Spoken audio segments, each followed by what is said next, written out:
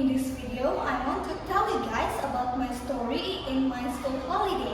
The first thing is, what is the enjoyable in my holiday?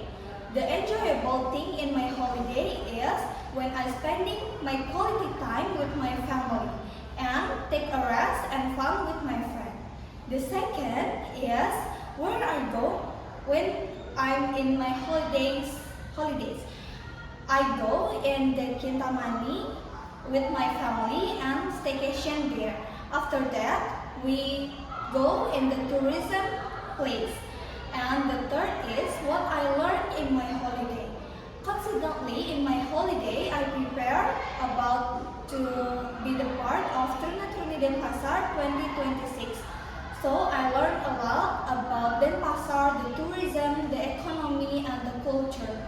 The fourth is what the funnest thing in my holiday. The funnest thing in my holidays is about when I spending time in my family. The memorable story in my holiday is about my preparation to be the part of Truna Truni Denpasar 2026. And the sadness moment in my holidays is I didn't come to be the part of Truna Truni Denpasar 2026. So that's all about my story in my holiday. Thank you for watching.